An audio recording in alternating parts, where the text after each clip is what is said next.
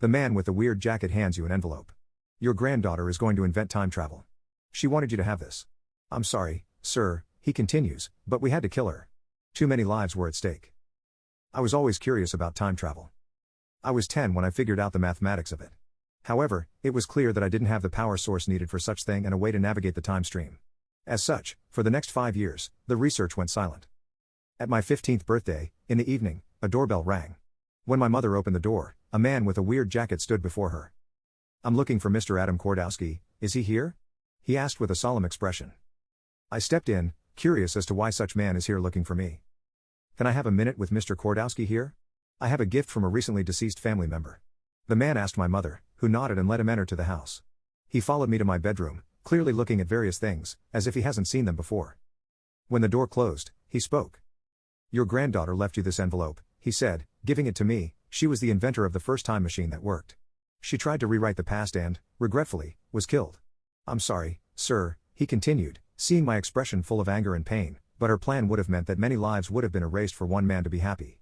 Time Agency had no choice but to kill her. And why you are telling me this? I said, mourning my granddaughter I might never meet because of this Time Agency. It was her final wish and we honored it, the man answered. She cannot do any harm now that she is dead. I don't remember much after that. Next thing I recall is my mother comforting me with this man nowhere to be found. In the evening, when everyone but me went to sleep, I opened the envelope, to see a letter inside. I began to read it. Dear grandfather. If you're reading this, then my plan has failed and the Time Agency got me.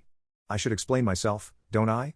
Firstly, you will invent the way to time travel in a few months, but no one will know of this. I published your papers when I was 12 and got the credit. It's unfair, but the university won't accept that a man discovered it. Sorry. Secondly, you don't know that, but the timeline was altered before you were born. Someone transferred thousands of children from the past to the future as a way to easy earn money. Many of them were important for the future and now they aren't when they should be. Those with money created the Time Agency to make sure that this procedure continues. Me and a group of friends try to save as many kids as we can, but it's a slow process. Time Agency tries to wipe us out, and it looks like they will succeed. Thirdly, I need your help to save everyone. In 2018, you will meet a scientist your age, a girl. What you must do is make certain she marries you. She's my grandmother and in my timeline you never married, because her father was against you. She died in childbirth, her father did nothing to save her.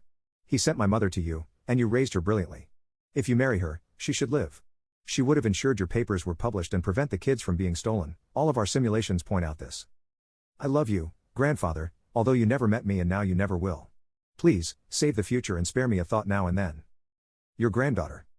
Sophie. P.S.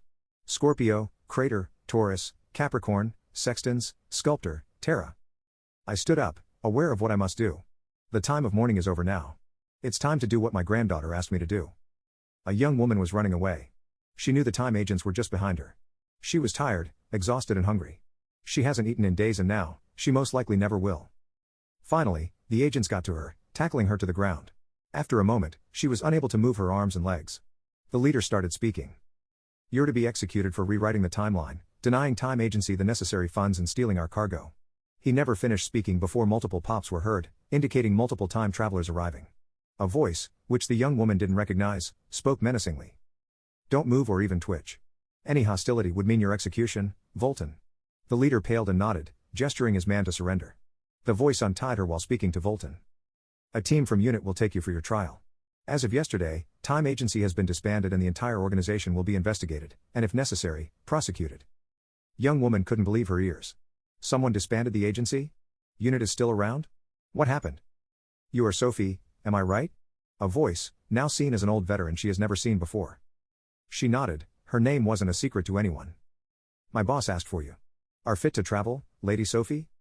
She blushed, as no one has referred to her as a lady before, but answered. I should have no problem with that, although I'm hungry. I was assured a big feast is waiting for you, Lady Sophie. My boss will speak to you during it. Then lead the way, Sophie gestured, curious, but hungry as well. When Sophie arrived, a big feast was indeed waiting for her. On the other end of the table 2 figures got up to greet her. Sophie gaped, recognizing both of them immediately from the stories her mother Maya told her. Grandfather? Grandmother? What are you doing here?